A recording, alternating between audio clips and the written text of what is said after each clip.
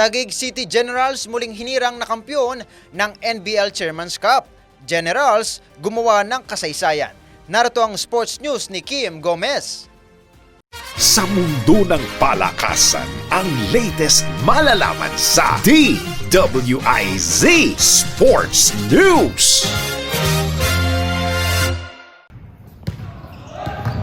Kinoronahan bilang mga kampiyon ang Taguig City Generals sa season 2023 ng NBL Chairman's Cup. It was a clean sweep para sa Taguig matapos silang ma-3-0 ang Camsur Express. Natapos ang Game 3 na may final score na 94-85. Inaasahan na makabawi ang Camsur dahil sila ang mayroong home court advantage matapos isagawa ang Game 1 at Game 2 sa court ng Taguig. Ngunit nagdikit man ang score na bigong makahabol ang Camsur. Sa first half, maganda kaagad ang tempo ng Generals at nagawa pa nilang magtanim ng malaking lead, 56-36. Yan ay sa tulong ng secret weapons ng Taguig off the bench na sina Mark Ordonez at Harvey Sobrabas. Ngunit pagdating ng fourth quarter, bahagyang nag-iba ang ihip ng hangin matapos mahabol ng Express ang 24-point lead ng Generals. Pero hindi nagpabaya ang Taguig at hindi sinayang ang bawat posesyon. Ito na ang ika-4 na championship ng Taguig City Generals sa National Basketball League, kung saan una silang nagkampiyon noong 2019, season 2022 ng Chairman's Cup at President's Cup at ngayong Chairman's Cup season 2023. Bukod pa riyan, gumawa rin sila ng kasaysayan dahil sila ang kauna-unahang team sa NBL na nagkaroon ng 4 na kampyonato at back-to-back na pagkapanalo.